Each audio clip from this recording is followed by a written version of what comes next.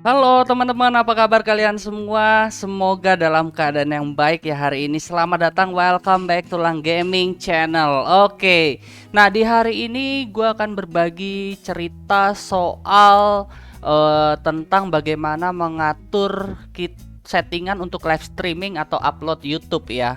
Dan ini semua didapat dari pengalaman Bang Elang selama berkarir di YouTube. Dari video pertama sampai sekarang udah ratusan video teman-teman ya. Jadi di sini Bang Lang akan membagikan tips-tips untuk kalian setting ya. Jangan skip video ini, ikutin tahap demi tahap. Oke, yuk kita mulai dari sekarang.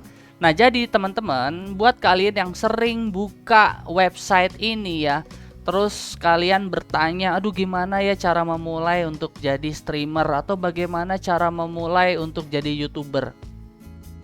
Ingat, YouTuber atau YouTube itu adalah sebuah bidang video ya. Ya, udah pasti video teman-teman ya. Bisa bukan cuman audio doang, tetapi adalah video visual ya. Dalam konteks ini ya kita harus memperhatikan kualitas tampilan yang ingin disuguhkan kepada penonton kita.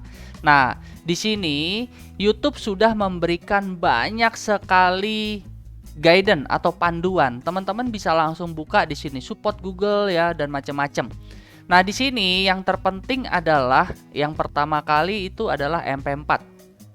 Ya, ini udah pasti ya. Nah, terus ya penampungnya MP4, terus ada kodek audionya AAC LC ya. Nah, kalau kayak begini ya, teman-teman udah enak banget nih, udah dipandu sama YouTube. Terus kemudian ada kodek video H264. Waduh, di sini udah mulai bingung ya. Sudah mulai bingung nih, profil kualitas tinggi, 2 frame B berurutan, GOP tertutup dan macam-macam. Ini gimana cara settingnya gitu ya. Banyak dari kita saking putus asanya males kita tutup ini terus kita langsung loncat ke sini ya.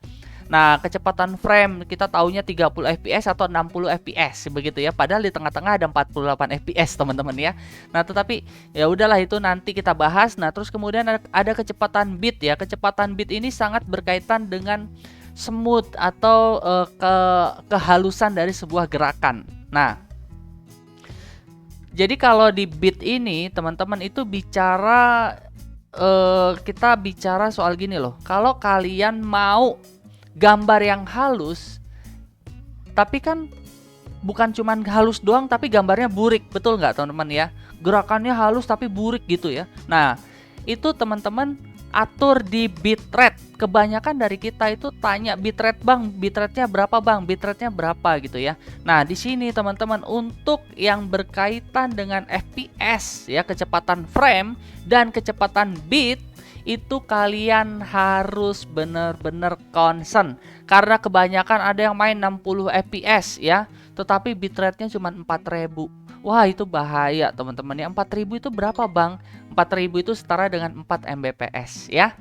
Jadi dalam konteks ini kita mesti belajar dulu dasarnya bahwa di dalam YouTube itu sudah diberikan panduan. Meskipun ini adalah panduan dasar, panduan versi buat pemula, yang penting videonya bisa ditampilin dulu dengan bagus. Nah, biasanya di Indonesia itu jarang yang bermain di 4K atau 2K. Kenapa? Alasannya karena internet kita sangat menyebalkan ya. Bang Elang punya kecepatan internet seperti ini. Ya, Bang Elang kasih sini fast ya. Uji kecepatan internet. Lihat ya kecepatan internet ya, 60 Mbps ya. Kita lihat uploadnya berapa. Kita lihat live langsung uploadnya berapa ya. Lihat dengan kedua mata kita masing-masing teman-teman. Inilah fenomena yang terjadi di negara kita Indonesia, dan sampai hari ini Bang Lang nggak habis pikir kenapa terjadi pembatasan yang luar biasa seperti ini ya. Bayangin, ini setiap bulan bayarnya berapa? 700.000 dari First Media teman-teman ya. Ini hanya kecepatan upload segini, nggak habis pikir kenapa gitu ya, pembatasannya itu nggak masuk akal gitu. Nah, tetapi di sini yang terpenting teman-teman ya, ya selama permainan ini masih terus dilakukan ya, tetapi kita harus pintar-pintar. Sebagai YouTuber, sebagai live streamer, kita tidak bisa mengandalkan kecepatan internet yang 60 Mbps ini. Tetapi yang kita beli ke provider itu adalah kecepatan upload. Karena upload itu yang terpenting bagi live streamer dan yang terpenting bagi para YouTuber. Ya, kalian nggak mau dong upload butuh waktu 1 jam setiap kali upload, lama-lama kalian jenggotan teman-teman ya, nggak boleh seperti itu. Nah, jadi di settingan ini ya, settingan ini tuh sebenarnya udah mengatur antara size ya, ukuran video yang kalian akan buat dengan kualitas tampilan sebenarnya ya. Jadi di sini yang terpenting itu adalah teman-teman mau main di mana dulu nih. Kalau teman-teman main di bitrate 30 ya, 30 fps, di frame rate 30 fps, maka teman-teman ikutin panduan yang di sebelah sini. Meskipun ini masih burik ya, tetapi nggak apa-apa lah, di layar handphone masih kelihatan. Nah, tetapi kalau teman-teman main di 60 fps, maka udah nggak bisa ditawar lagi. Minimal itu udah harus 12 Mbps bang. Tetapi di sana tuh ada tuh yang ngajarin bisa turunin ke 4 Mbps. Ya itu mah ini ya teman-teman ya, udahlah itu mah nggak usah diambil pusing ya, udah pasti menyalahi dari aturan main. Memang masih kelihatan, masih kelihatan gitu ya. Tetapi ya secara prinsip ya, kalau cuman sekedar kelihatan ya kalian turunin aja lebih dari itu ya. Oke, nah terus di sini kalau kalian yang uploadnya HDR, High Dynamic Range. Nah di sini kalau di HDR ini teman-teman ya, kalian harus memperhatikan nih. Makanya Bang Elang ya setiap kali upload itu minimal pakai 10 Mbps untuk 1080. Padahal kecepatannya di 60 dan itu kelihatan burik banget. Makanya sekarang mulai ke depan ya, Bang Elang akan ikutin ini 10 Mbps untuk 30. Udah itu harga mati. Nah, untuk audio teman-teman juga jangan pakai yang 128 kbps seperti yang banyak orang ajarin. Itu aduh, itu nggak rekomendasi banget. Teman-teman harus di atasnya ini minimal 160 kbps. Karena kenapa? Itu 128 itu untuk yang sekelas mono ya. Aduh, sangat-sangat tidak direkomendasikan. Oke, setelah kalian belajar untuk bagian ini ya, Bang Lang akan ajarin bagaimana setting untuk di Streamlabs. Ya, bisa di OBS juga bisa, tetapi yang terpenting itu adalah di Streamlabs-nya. Karena apa? Bang Lang pakai Streamlabs. Jadi bisa dibilang Bang Lang punya Streamlabs yang versi berbayar ya. Nah, Streamlabs ini sangat berfungsi untuk kita bisa mengatur segala settingan tentang live streaming. Ya, ingat ya, fungsi dari Streamlabs itu yang utama itu untuk streaming. Tetapi bisa nggak buat rekaman offline? Bisa nih, seperti yang Bang Lang lakukan sekarang menggunakan Streamlabs OBS versi 1.3.3. Oke ya, sekarang kita lanjut aja. Apa sih yang mesti kita lakukan untuk kita mengatur settingan rekaman yang bagus gitu ya, untuk terutama live streaming. Oke, di sini ada panduannya dari Streamlabs ya, Content Hub, Post How to Get the Best Streaming Setting for Cyberpunk 2077. Nah, di sini teman-teman dibuat oleh Ethan May ya. Ini bisa dibilang ini cukup bagus menjadi referensi. Nanti kita akan lihat apa hubungannya dengan settingan dari YouTube. Oke, sekarang yang perlu dilakukan sebelum kalian memulai live streaming atau memulai rekaman. Tapi ingat ya, dalam konteks ini lebih banyak live streaming dulu. Yang pertama adalah sebelum kalian memulai, pastikan semua driver terupdate. Driver VGA dan motherboard semua ke-update. Jangan sampai ketika kalian main ya, aplikasi kalian sudah update, game kalian sudah update, ternyata itu crash dengan VGA kalian. Crash dengan driver sound system dan macam-macam. Meskipun itu jarang terjadi, tetapi bisa aja kemungkinan crash. Update juga antivirus, jangan sampai ketika main antivirusnya update ya. Nah, dalam kasus ini Bang Lang pemakai Avast ya. Avast ini mau berbayar juga murah ya, mendingan ambil yang berbayar juga boleh ya, atau yang gratisan juga bagus. Nah, di sini teman-teman, yang pertama adalah update driver ini. Update driver ini perlu setiap kali mau streaming, lakukan ritual update dulu. Kalau nggak ada kan dia cuman langsung mulai bisa langsung memulai gitu ya. Kalau ada ya teman-teman harus lakukan. Yang kedua adalah update Windows, teman-teman.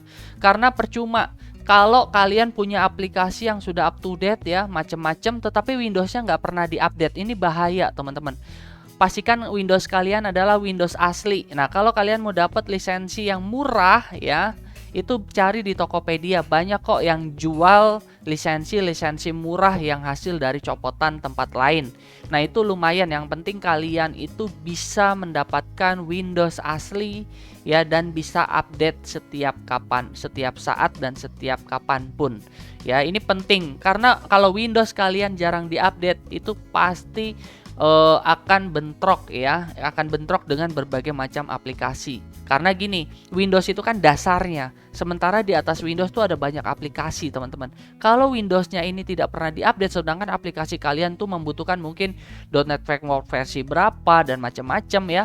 Nah, itu nanti akan crash. Kalau crash error, kalau error kalian bingung gitu ya, tidak akan bisa bekerja atau streamer dengan maksimal gitu. Nah, terus kemudian game bar ini matiin, teman-teman. Ya, cari di sini nih. Cari di sini, terus cari yang namanya game bar. Nah, di sini ya. Aktifkan Xbox game bar dan macam-macam. Nah, ini seperti ini yang Bang Lang lakukan, ini dimatiin, teman-teman. Karena tidak berguna sama sekali ya. Game bar ini tidak berguna sama sekali. Jadi matiin aja. Karena kalau kalian hidupkan, dia ketika kalian bermain game dia langsung aktif. Ya. Lah, dia langsung aktif dan itu akan menambah beban prosesor dan memori kalian. Nah, terus berikutnya adalah pilih settingan streaming yang tepat. Nah, jadi di sini ya, yang pertama adalah masalah kualitas dan resolusi. Nah, kalau menurut di video ini teman-teman ya, kalian menggunakan settingan 1080 dengan output scale-nya ya itu di 720. Di sini kita lihat ada downscale. Downscale itu teman-teman, ini sebuah hal yang menurut banyak orang ini menarik ya. Bahkan di sini dia memberikan kesaksian bahwa bisa menurunkan bisa menurunkan daya yang dibutuhkan. Jadi dalam pengertian tuh komputer kalian bisa lebih gacor lah kalau diturunin ke 720. Tetapi di sini Bang Lang kasih tahu ini aduh mendingan jangan dah. Ya, settingan yang Bang Lang lakukan itu adalah seperti ini, teman-teman ya. Untuk bagian video, maka di sini kalian bisa lihat ya 1080 di base dan outputnya 1080 di scale. Jadi sama.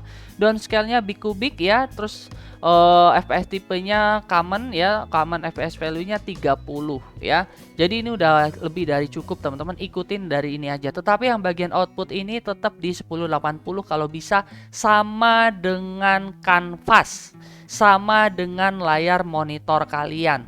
Kalau layar monitor kalian 1366x768, maka di sini pun outputnya harus sama ya.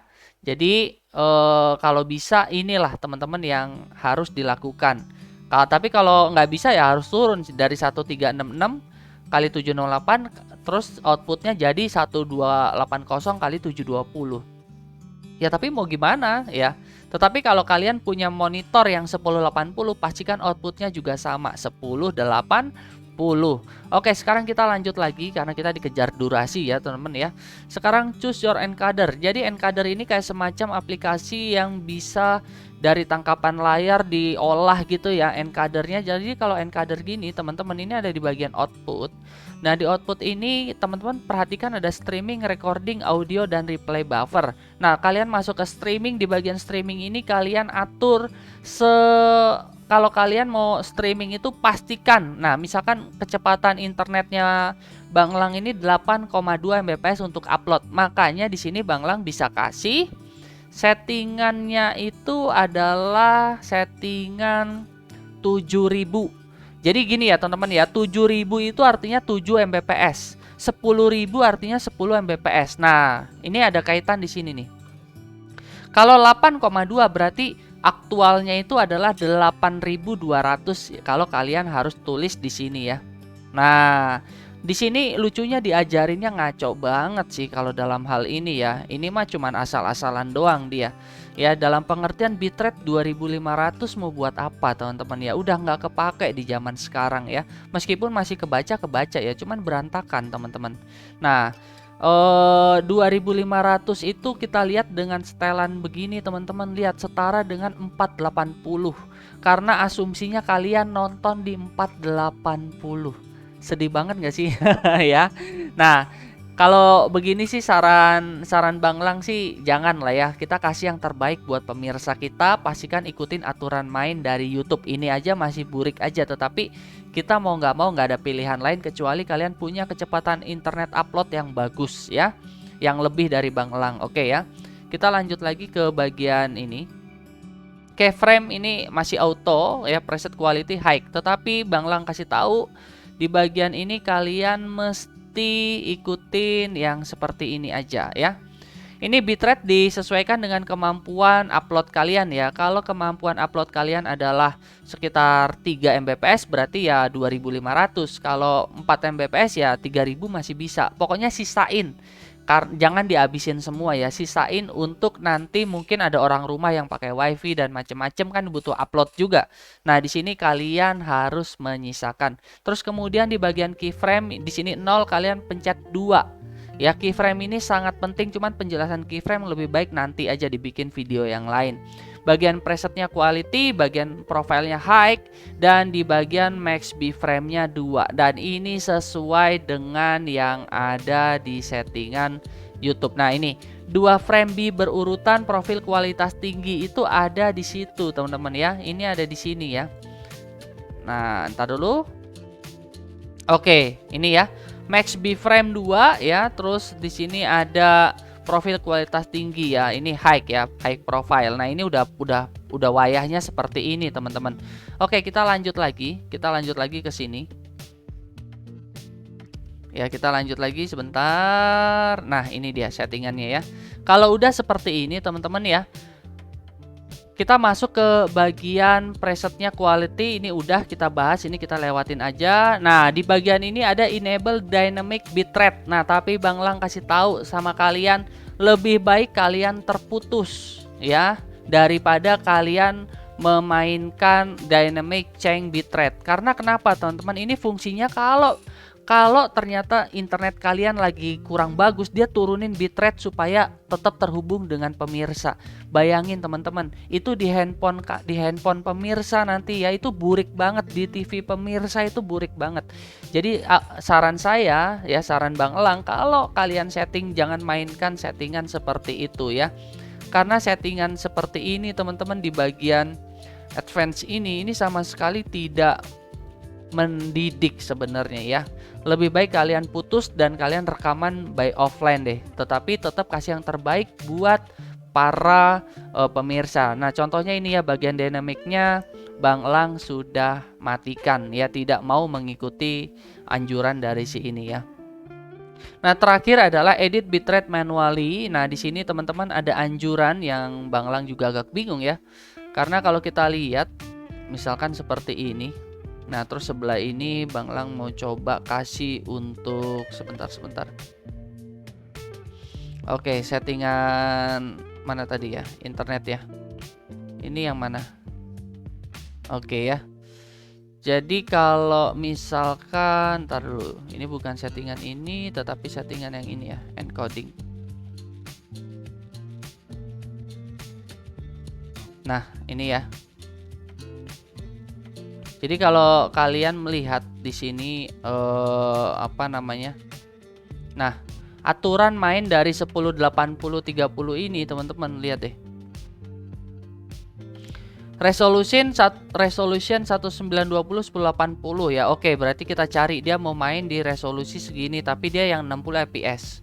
Oke, dia mau cari yang segini ya, terus 1080 di sini.